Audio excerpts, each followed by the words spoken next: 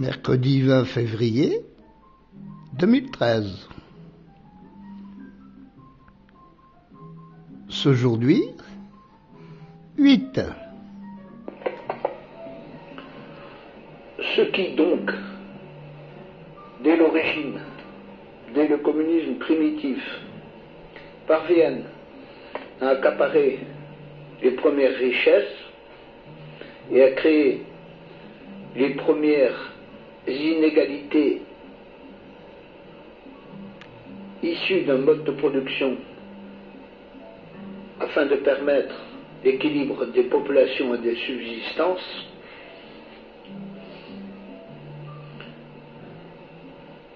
vont comprendre en raffinant, en peaufinant les concepts du politique, qu'il est nécessaire de créer un idéalisme qui non seulement va nier le matérialisme du communisme primitif,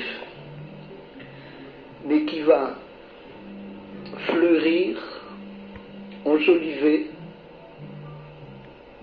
tout ce qui justifie la répartition inégalitaire des richesses.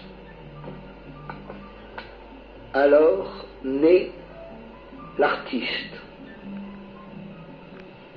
La fonction de l'artiste est à la fois de justifier le mentir de la vie politique et en même temps de dénoncer ce mentir. Cette dialectique duale de la fonction de l'artiste donne l'occasion de compliquer ce qui est simple de façon à ce que personne n'y comprenne plus rien.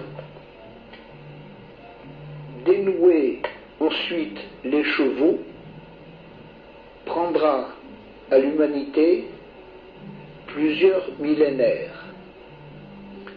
La mise à plat de cette complexification du simple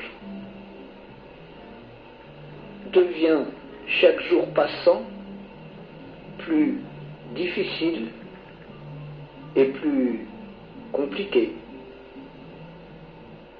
Pour autant, ceux qui détiennent le pouvoir, quel que soit ce pouvoir, quelles que soient toutes les formes du pouvoir, ceux-là ont la possibilité de complexifier chaque action de façon à ce que l'on n'y comprenne rien, on l'aura compris, mais avec une force d'évidence, non seulement que la dépendance est la loi d'évidence, donc toute rupture de dépendance est une rupture de l'évidence et donc une mise en accusation de ceux qui ont déséquilibré l'équilibre,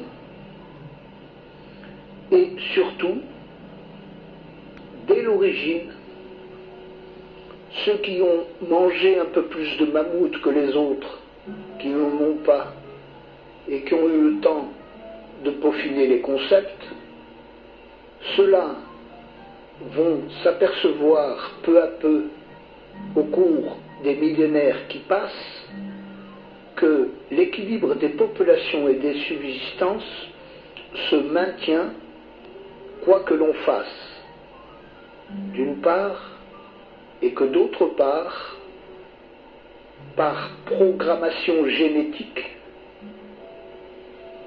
la population se développe de façon exponentielle et qu'il y a des capacités techniques, technologiques, pseudo-scientifiques qui permettent un développement démographique exponentiel. il a fallu attendre la fin du XVIIIe siècle pour que la croissance des populations conduise l'humanité à passer de 1 à 2, 3, 4, 5, 6, 10 milliards. Pour autant, l'équilibre de population et de subsistance se maintient. Cette contradiction dans les termes, plus on est et plus on mange, et pourtant ça va, autorise les hommes de la vie politique à tuer, quel que soit le nombre qui va être massacré. Ainsi naît la guerre.